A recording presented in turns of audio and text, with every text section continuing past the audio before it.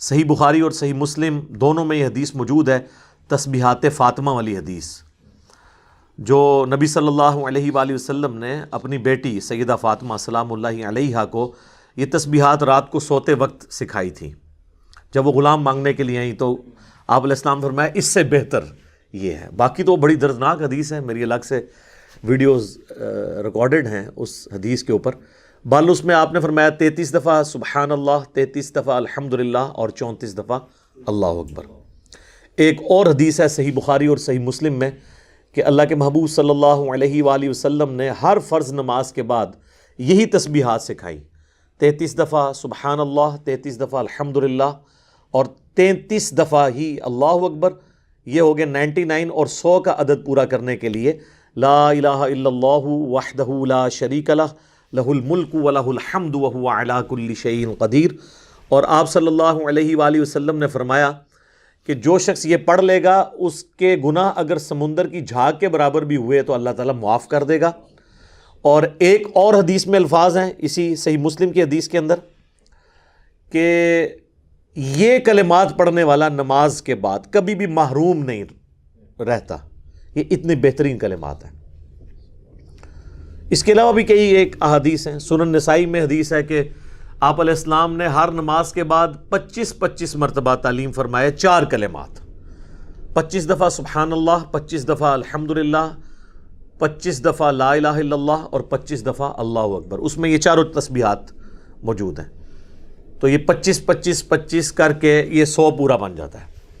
اس کے علاوہ ایک اور حدیث ہے صحیح بخاری میں، تو تعلیقاً لے کر آئے ہیں امام بخاری ایک چیپٹر کی ہیڈنگ میں، اور صحیح مسلم میں پوری سند کے ساتھ ہے کہ اللہ تعالیٰ کو سب سے محبوب کلمات یہ 4 ہیں، سبحان اللہ، الحمدللہ، لا الہ الا اللہ اور اللہ اکبر۔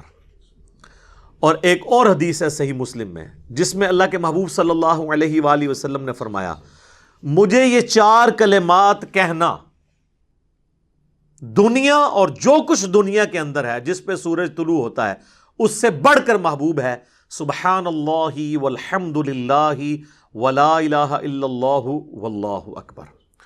اچھا، وہ جو میں نے مسلم کی حدیث بیان کی نا کہ اللہ کو بھی یہ محبوب ہے، اس میں آگے الفاظ ہیں کہ آپ صلی اللہ علیہ وآلہ وسلم نے فرمایا اس کی ترتیب میں بھی کوئی حرج نہیں، تم ترتیب بدل کر بھی پڑھو تو یہ کوئی نقصان دہ نہیں ہے۔ یعنی یہ ضروری نہیں ہے کہ سبحان اللہ پہلے پڑھنا ہے اور الحمدللہ جو ہے وہ دوسرے نمبر پہ، نہیں، یہ 4 کلمات انڈیپینڈنٹلی اللہ تعالیٰ کو محبوب کلمات ہیں الحمدللہ۔ تو اس قسم کی کئی ایک احادیث ہیں، اور اس میں ایک بڑی رکت انگیز حدیث ہے جو میں نے اکثر بیان کی ہے، جامعہ ترمذی میں بھی وہ موجود ہے لیکن اس کی سند کمزور ہے۔ صحیح سند اس کی سنن نسائی الکبریٰ کے اندر ہے کہ نبی صلی اللہ علیہ وآلہ وسلم کی ایک کزن تھی، سیدنا علی کی بڑی بہن ام ہانی رضی اللہ تعالی عنہا وسلام اللہ علیہا۔ وہ بوڑھی تھیں، وہ آپ سمجھ لیں نبی علیہ السلام کے لیے ایک بڑی بہن کی جگہ تھی۔ تو نبی علیہ السلام ان کو ملنے کے لیے گئے تو انہوں نے کہا کہ میں بہت بوڑھی ہو چکی ہوں، مجھ سے کوئی زیادہ اذکار تو ہوتے ہی نہیں، مجھے آپ کوئی مختصر سا وظیفہ بتائیں، بس میں وہ کر لیا کروں اور مجھے ہر وظیفے سے وہ کفایت کر جائے۔ تو آپ نے یہی 4 کلمات سکھائے، اور اس میں جو فضیلت ہے نا، میرے علم کی حد تک ذخیرہ احادیث میں کسی بھی عمل کی اتنی فضیلت رپورٹ نہیں ہوئی۔ آپ نے فرمایا 100 دفعہ سبحان اللہ روزانہ پڑھ لو، یہ ایسا ہے گویا کہ تم نے 100 غلام آزاد کر دیے، اندازہ کریں۔ یعنی اگر آپ ایک روزہ توڑیں نا، بخاری مسلم میں آتا ہے، تو اس کے بدلے پھر آپ کو ایک غلام آزاد کرنا ہوتا ہے، اور غلام نہ آزاد کر سکیں تو 60 مسلسل روزے، تو ایک غلام آزاد کرنا گویا 60 روزے رکھنے کے برابر ہے، اور 100 غلام 60 6000 بن گیا، 6000 روزوں کے برابر۔ اور پھر فرمایا کہ 100 دفعہ پڑھ لو الحمدللہ، گویا تم نے 100 گھوڑے اللہ کی راہ میں جہاد کے لیے بھیج دیے۔ 100 دفعہ پڑھ لو اللہ اکبر، تو گویا تم نے 100 اونٹ اللہ کی راہ میں نحر کر دیے۔ 100 اونٹ، ایک اونٹ کی قیمت کتنی ہے؟ پاکستانی 1.5-2 کروڑ روپیہ بن جاتا ہے 100 اونٹوں کا، اگر 1.5 یا 2 لاکھ روپے آپ لگائیں تو 1.5 سے 2 کروڑ روپیہ بن جاتا ہے اللہ کی راہ میں صدقہ۔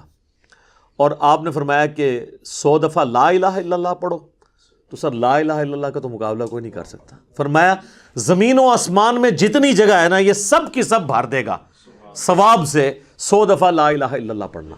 تو یہ چاروں کلمات اکٹھے صلاۃ و تسبیح کے اندر موجود ہیں. اس سے بڑی صلاۃ و تسبیح کی کیا فضیلت ہو سکتی ہے. الحمدللہ.